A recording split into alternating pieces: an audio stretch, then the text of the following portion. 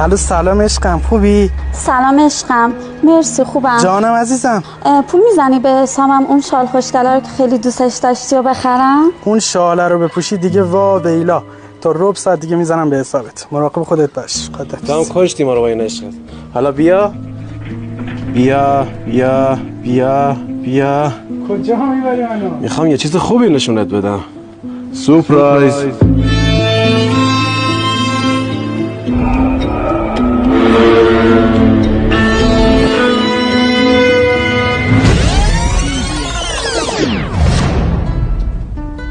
به آقا مسعود.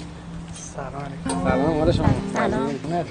عشقم، آقا علیرضا یکی از رفیقای قدیمی ما، کارش خیلی درسته، تک تک یکی از با معرفتای روزگاره. عشقم خودت با معرفتی که دوست با معرفتم داری. عشقم خیلی بهم میاد، دست در نکنه، ولی به شرط قبولش میکنم که شام امشب رو من حساب کنم. آخه بیاخه زنگ زدم بابام گفتم بزنه به حساب. خوبشم، چشماتو ببند، یه آرزو کن. ایشالله که عشقمون پایدار باشه. به به، سلام جوونا، تبریک عرض میکنم. میگم شما چی میل داشتین؟ خیانت؟ یک پرس خیانت. شما چی میل داشتین؟ درویی؟ نه، همون همیشگی نامردی با خیانت اضافه. به به، عجب سلیقه‌ای. نوشیدنی چی میل داشتین؟ من شیک ویژه کافر رو بهتون معرفی میکنم. آب علف. البته علف باید به دهن بزی شیرین بیاد که ایشون متاسفانه بز نیست، گاوه، مقوا میخوره. فکر میکردم خیلی خوشخوراکی، نمیدونستم عاشق طعمونده غذای دیگرونی.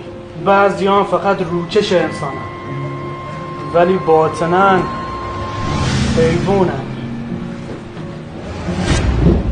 و اما خودم یه روز یه مورچه‌ای رو دیدم که عاشق یه توفاله چای شده بود. بیچاره فکر میکرد مورچه است. اون روز کلی بهش خندیدم. و اما خنده‌دارتر از اون خود احمقم بودم که عاشق یه آشغالی شدم که فکر میکردم آدم. خوش باشید. یه پیکان بد مسا رفیق بریم بالا، خدا رفتیم کجا؟ هیم شو رحمان باید بشه جدا.